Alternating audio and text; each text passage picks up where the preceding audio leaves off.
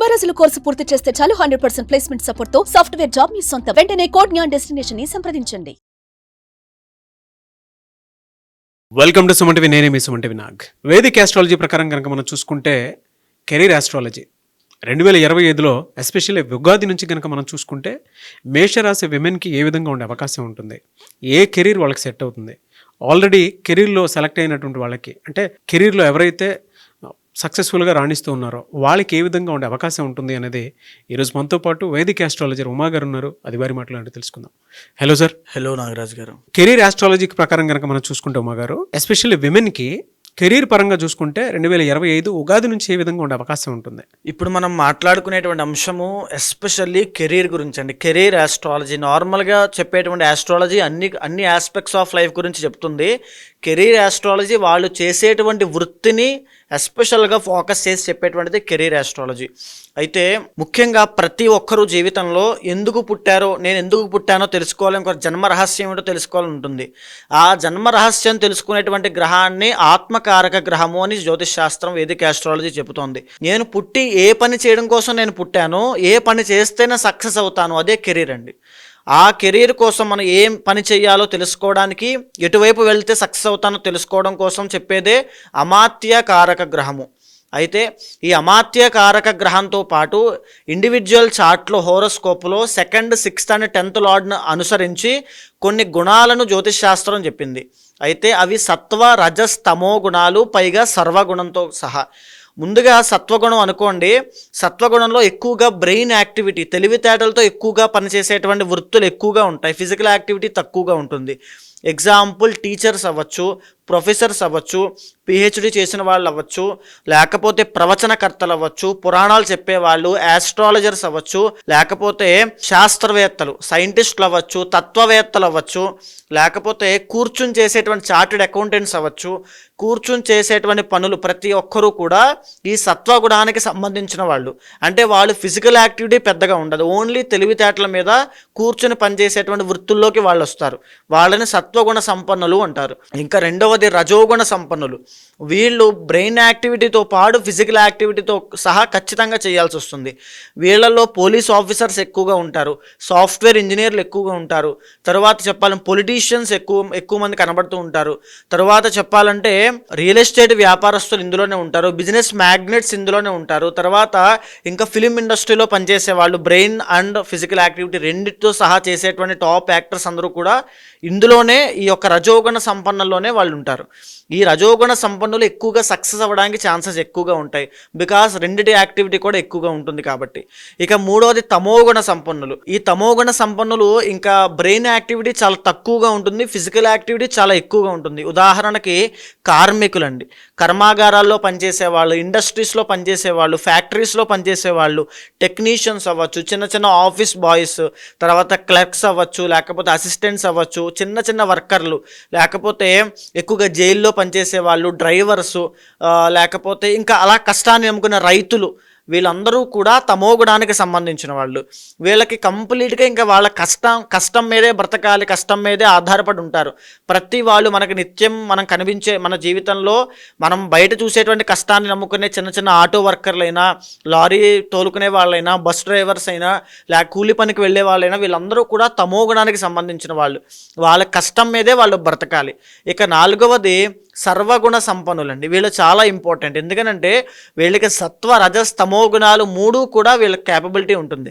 అవసరం బట్టి వాళ్ళు తెలివితేటలతో అయినా పనిచేయగలరు, ఫిజికల్ యాక్టివిటీతో అయినా పనిచేయగలరు. రెండూ కలిపి కూడా వాళ్ళు వర్క్ చేసేటువంటి కెపాసిటీ వీళ్ళలో ఉంటుంది. ఎక్కువ మంది సర్వగుణ సంపన్నులు ఫిలిం ఇండస్ట్రీలో మనకి కనబడుతూ ఉంటారు. ఒక గొప్ప యాక్టర్ యాక్టింగ్ చేస్తూనే బిజినెస్ చేయడము, దాంతోపాటు కొన్ని వ్యాపార సంస్థలు నడపడము, ఎంతోమందికి పని ఇవ్వడము లాంటివి ఎన్నో రకరకాలైనటువంటి వృత్తుల్లో ఉండి మల్టిపుల్ సోర్స్ ఆఫ్ ఇన్కమ్ సంపాదిస్తూ ఉంటారు. వాళ్ళు సర్వగుణ సంపన్నులు. ఉదాహరణకి ఒక జాబ్ చేస్తూ, ఒక బిజినెస్ పెట్టుకుని, ఒక ఇంటి రెంటల్ ద్వారా ఒక చిటీ వ్యాపారం నడుపుతూ, ఇంకొక వ్యాపారము, ఇంకొక సోర్స్ ఆఫ్ ఇన్కమ్, అలా 4-5 పెట్టుకుని నడుపుతున్నారు అనుకోండి తెలివితేటలుగా, వాళ్ళని సర్వగుణ సంపన్నులు అంటారు. సో ఈ రకంగా ఈ యొక్క ఇంటర్నల్ జాతకం ఆధారంగా అమాత్యకారక గ్రహాన్ని బేస్ చేసుకుని 2nd, 6th and 10th lord ద్వారా వాళ్ళ గుణాల బట్టి ఎవరు ఏ వృత్తిలో రాణిస్తారో నిర్దేశించి మనం చెప్పొచ్చు. మేషరాశి ఆడవారు ఏ గుణానికి సంబంధించినటువంటి వారు, at the same time career పరంగా వాళ్ళకి ఏ విధంగా ఉండే అవకాశం ఉంటుంది ఏజ్ని బట్టి, అంటే 20 నుంచి 50 వరకు కనుక మనం చూసుకుంటే? ఎక్కువగా మేషరాశి స్త్రీలు మనం మాట్లాడుకుంటున్నాం కాబట్టి వాళ్ళ రజోగుణానికి సంబంధించిన వాళ్ళండి. రజోగుణము అండ్ సర్వగుణం కూడా చాలామంది జాతకాల్లో ఉంటుంది. ఎందుకనంటే లగ్నాధిపతి కుజుడు అవుతాడు, సెకండ్ లార్డ్ శుక్రుడు, మళ్ళీ 6th లార్డ్ బుధుడు అవుతాడు, 10th లార్డ్ శని అవుతారు. దీనివల్ల రజోగుణము సర్వగుణము రెండూ వీళ్ళకు ఉంటాయి. ఎక్కువగా ఫిజికల్ యాక్టివిటీకి సంబంధించిన పనులన్నీ వీళ్ళకు చాలా చాకచక్యంగా వీళ్ళు చేయగలరు. ఎలాంటి ఫిజికల్ యాక్టివిటీ ఉన్నదాన్నైనా చేయగలరు. అలాని బ్రెయిన్ ఉండదా అంటే కాదు, వీళ్ళు అమోఘమైన తెలివితేటలు ఉన్నటువంటి స్త్రీలు. 6th లార్డ్ బుధుడు అవుతాడు కాబట్టి చాలా బిజినెస్ టెక్నిక్స్ వీళ్ళకి తెలుస్తూ ఉంటాయి. కమ్యూనికేషన్, ఎలా మాట్లాడాలి, ఎక్కడ తెంపాలి, ఎక్కడ కొనసాగించాలో కూడా వీళ్ళకి బాగా తెలుస్తుంది. అదేవిధంగా 10th లార్డ్ శని అవుతాడు కాబట్టి ఎలాంటి పరిస్థితుల్లో అయినా అవసరమైతే కింద స్థాయిలోకి వచ్చి పనిచేసి కష్టపడి మళ్ళీ పైకి వచ్చి సింహాసనం మీద కూర్చుని ఏలగలిగేటువంటి తెలివితేటలు, ఆ సామర్థ్యము వీళ్ళకు ఉంటుంది. ఈ సర్వగుణ సంపన్నులు కాబట్టి, సెకండ్ లార్డ్ కాబట్టి చాలామంది రజోగుణ సంపన్నులు కాబట్టి వీళ్ళు సినిమా ఇండస్ట్రీలో బాగా రాణించగలుగుతారు. వీళ్ళ యొక్క ముఖ కవళికలు కానీ, ఆ ఎక్స్ప్రెషన్స్ కానీ, లేకపోతే వీళ్ళు మాట్లాడే విధానం కానీ చాలా ఆకట్టుకునే విధంగా అట్రాక్టివ్గా ఉండే అవకాశం చాలా ఉంటుంది. దీంతో పాటుగా బిజినెస్లో కూడా చాలా ఫాస్ట్గా రాణించగలరు. బికాస్ 6th లార్డ్ బుధుడు అవుతాడు, కన్య అవుతుంది కాబట్టి ఎలాంటి బిజినెస్ అయినా ఏమాత్రము నష్టం లేకుండా నడిపించగలిగే క్యాపబిలిటీ వీళ్ళకు ఉంటుంది. దశమాధిపతి శని అవుతాడు. ఒక ఇండస్ట్రీలో పనిచేయగలరు, ఆ ఇండస్ట్రీని నడిపించగలరు, తరువాత చిన్న చిన్న ఉద్యోగాలు చేయగలరు, అవసరమైతే పెద్ద స్థాయిలో వీళ్ళు వెళ్ళగలరు. ఎలాంటి దాన్నైనా వీళ్ళు చేయగలిగే సామర్థ్యము ఈ యొక్క మేషరాశి స్త్రీలకు అద్భుతంగా ఉంటుంది.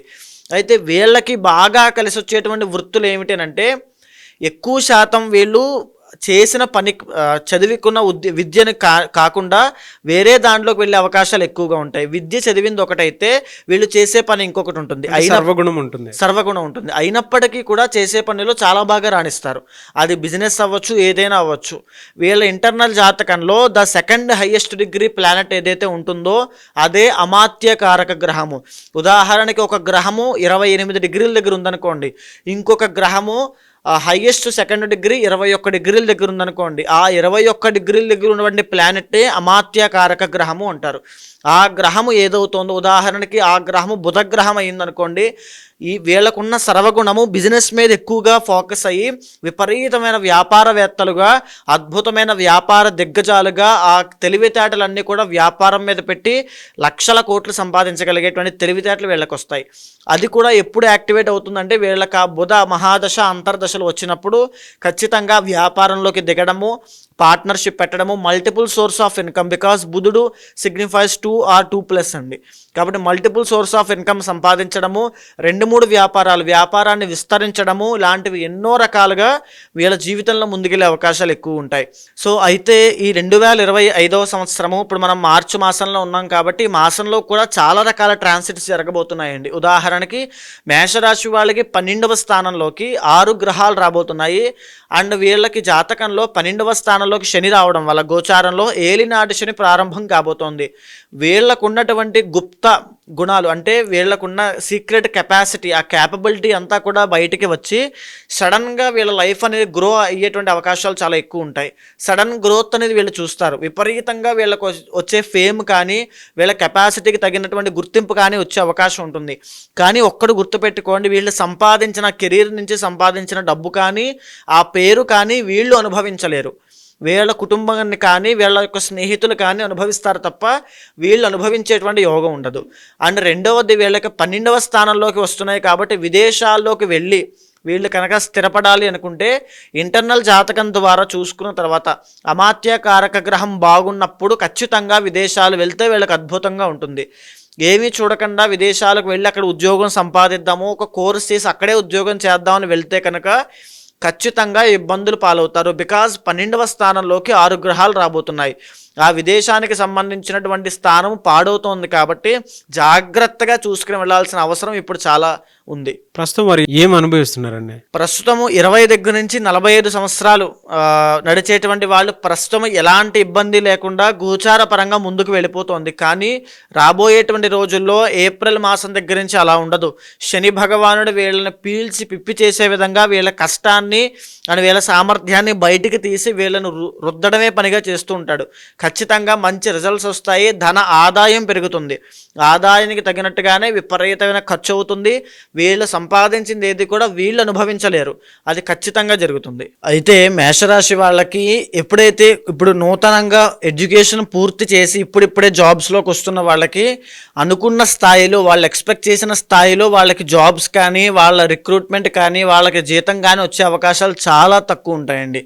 దాంతోపాటుగా ఎవరైతే ఆల్రెడీ జాబ్స్లో ఉన్నారో అంటే ఒక 30 to 45 మధ్యలో ఉన్నారో వాళ్ళకి ఇప్పుడు ఆదాయం పెరిగేటువంటి అవకాశాలు ఉంటాయి.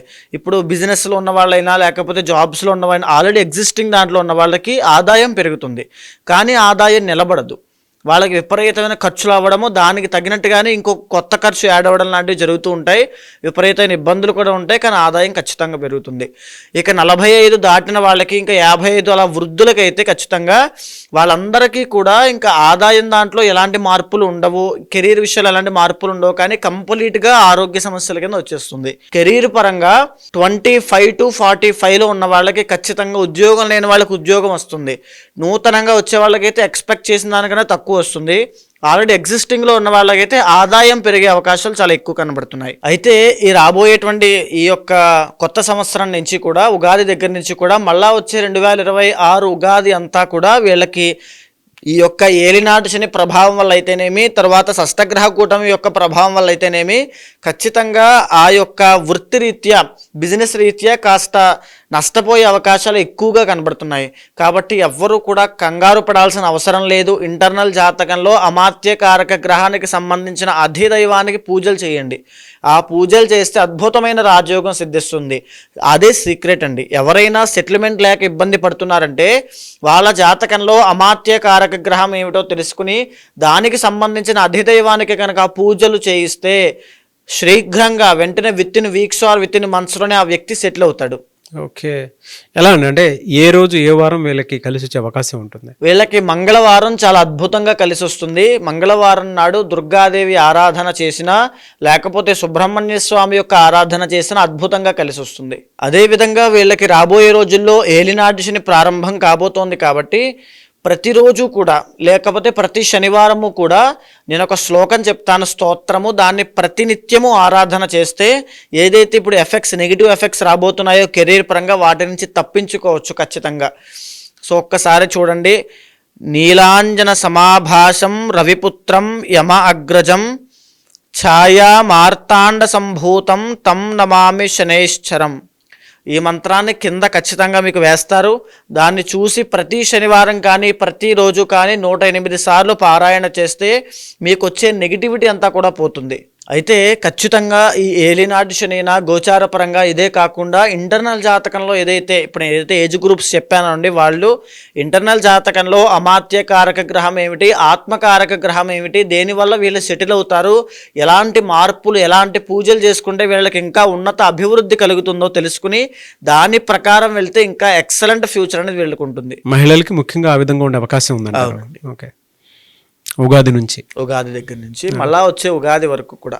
అయితే ఎవరికి వారి వ్యక్తిగత జాతకం ప్రకారం మీ దగ్గర అపాయింట్మెంట్ తీసుకొని పరిహారాల కోసం అని చెప్పేసి చాలామంది అంటే కెరీర్లో సక్సెస్ అవుదాము అనుకున్నటువంటి వాళ్ళు, లేదా ఏదైనా కొత్తగా కెరీర్ స్టార్ట్ చేద్దాము అనుకున్నటువంటి వాళ్ళు, లేదంటే వైఫ్ అండ్ హస్బెండ్ రిలేషన్షిప్కి సంబంధించిందైనా సరే, లేదా పెళ్ళిళ్ళ సీజన్ వస్తుంది దానికి సంబంధించిందైనా సరే, మీలాంటి వాళ్ళు అపాయింట్మెంట్ తీసుకుని ముందుకు వెళ్దాం అనుకున్నటువంటి వాళ్ళు చాలామంది ఉంటారు. సో మిమ్మల్ని అప్రోచ్ అవ్వాలి అంటే ప్రాసెస్ ఏంటి? ఖచ్చితంగా అండి. ఎందుకంటే ఇప్పటిదాకా నేను చెప్పినవన్నీ కూడా గోచార ఫలితము. ఎందుకంటే మీరు ఇప్పుడు వివాహం కోసం అన్నారు కదా, షష్టగ్రహ కూడా 7th హౌస్ మీద ప్రభావితం వల్ల వైవాహిక జీవితం కూడా ఎఫెక్ట్ అవుతుంది. అది కూడా ఒక పాయింట్ అండి ఖచ్చితంగా.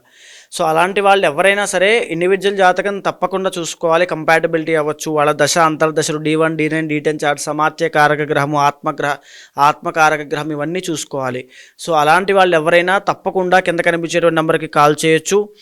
పూర్తి వివరాలు మా వాళ్ళు మీకు అందిస్తారు. తప్పకుండా ఏదైతే మీ కోరిక ఉంటుందో, ఏదైతే మీ కష్టం ఉంటుందో దానికి తగినట్టుగా జాతకం ఏం చెబుతోందో మీ యొక్క అభిప్రాయం ఏంటో తెలుసుకుని దానికి రెండిటికి సమన్వయం చేస్తూ ఒక నిర్దిష్టమైన పరిహారాన్ని మీతో ఆచరింపజేసి ఖచ్చితంగా మీకు మంచి రిజల్ట్స్ వచ్చేలాగా ఎక్సలెంట్ కెరీర్ ఉండేలా చేస్తాను.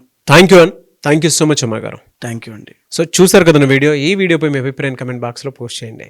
మీరు కనుక ఉమా గారిది వేదిక్ ఆస్ట్రాలజీ ప్రకారం మీ జీవితానికి సంబంధించినటువంటి ఏదున్నా సరే, పరిహారాల కోసమైనా సరే, పూజల కోసమైనా సరే, లేదంటే లైఫ్ స్టైల్ కోసమైనా సరే తెలుసుకోవాలి అనుకుంటే స్క్రీన్ మీద ఉమా గారి కాంటాక్ట్ నెంబర్ కనిపిస్తుంది. దాన్ని మీరు కాల్ ఆర్ మెసేజ్ వాట్సాప్ చేసి వెంటనే అపాయింట్మెంట్ బుక్ చేసుకోండి. ఈ వీడియో లైక్ చేయండి, షేర్ మాత్రం తప్పకుండా చేయండి. ఇలాంటి మరిన్ని వీడియోస్ కోసం మా ఛానల్ ఫాలో అవ్వండి. Thank you. సుమన్ టీవీలో మీ పర్సనల్ అండ్ బిజినెస్ ప్రమోషన్స్ కోసం కింది నెంబర్కి కాంటాక్ట్ చేయండి.